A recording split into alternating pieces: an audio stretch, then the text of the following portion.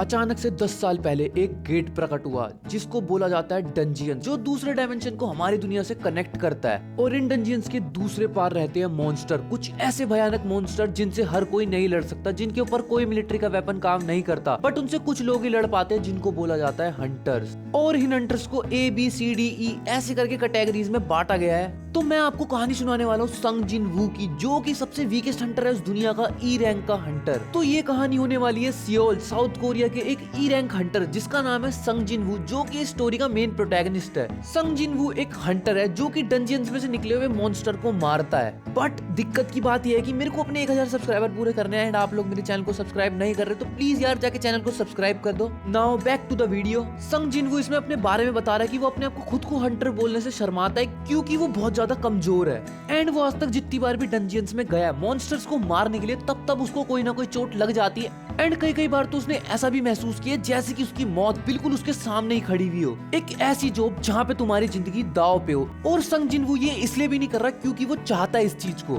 But इसलिए कर रहा है क्योंकि उसकी जो मदर है वो हॉस्पिटलाइज्ड है, तो उसको उनके मेडिकल बिल्स देने होते हैं, जिसकी वजह से उसको हंटिंग का काम करना पड़ रहा है। क्योंकि हंटिंग में काफी अच्छा पैसा मिलता है, बट क्योंकि वो E रैंक का हंटर है तो वो पैसे नहीं दे पाता ढंग से। अब वो सियोल की कंस्ट्रक्शन साइट पे पहुंच चुका है जहाँ पे एक डंजियन बन चुका है, यानी कि दूसरे डायमेंशन से जुड़ने वाला एक पॉकेट। अब उस कंस्ट्रक्शन साइट पे एक बंदा होता है जो कि कॉफी पी रहा होता है एंड उसका नाम होता है किम एंड उसका एक दोस्त होता है बाग, जो कि बहुत पहले हंटर का काम छोड़ चुका था एंड वो वापस आ जाता है। तो किम उससे पूछता है कि क्या हो गया बाग, तू वापस क्यों आ गया। अब बाग उसको रीजन बताता है कि जो उसकी वाइफ है वो सेकंड सन के लिए उसके प्रेग्नेंट हो चुकी थी, तो इसलिए वो नहीं आ पा रहा था, बट उसको अब पैसा कमाना है तो इसलिए वो वापस आ चुका है हंटिंग करने के लिए। बट बाग बोल रहा है कि उसकी हंटिंग में पहले स्किल्स ठीक ठाक थी एंड अब उसने काफी टाइम तक छोड़ दिया, तो क्या पता वो सबसे पीछे ना रह जाए इस रेड के अंदर। अब उस कंस्ट्रक्शन साइट के ऊपर संग जिन वू भी आ जाता है, जिसको देख के वहाँ पे सारे हंटर संग जिन वू को बोलने लगते हैं, ओहो तू फिर वापस आ गया, बढ़िया लग रहा है आज। अब बाग को ऐसा लगता है कि संग जिन वू जो है वो सबसे ज्यादा स्ट्रॉन्ग है, तो वो सबसे पूछने लगता है कि ये इतना ज्यादा स्ट्रॉन्ग है क्योंकि इसको देख के सारे खुश हुए जा रहे हैं। अब किम संग जिन वू का मजाक उड़ाने लगता है कि ये सबसे वीक हंटर है यहाँ का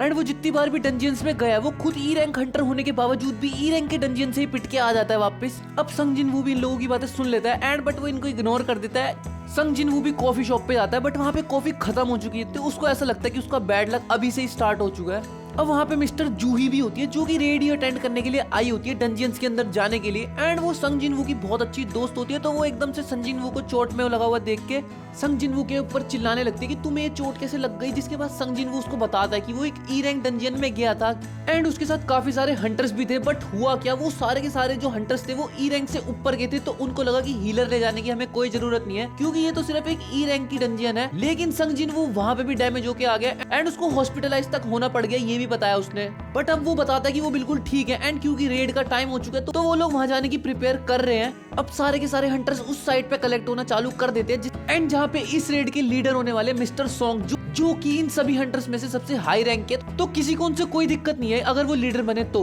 एंड जिसके बाद वो लोग डंजियन में जाने ही लगते हैं कि फिर से मिस्टर किंग संग जिन वू का मजाक उड़ाने लग जाते हैं कि तुम इस बार हम सबसे पीछे पीछे रहना और कोशिश करना कि चोट ना लगे। अब अगर तुम लोगों ने इस वीडियो पे 100 लाइक्स करवा दिए तो मैं अगले चैप्टर को जल्दी से जल्दी बनाने की कोशिश करूंगा एंड इस चैप्टर का एंड यहीं पे हो जाता है।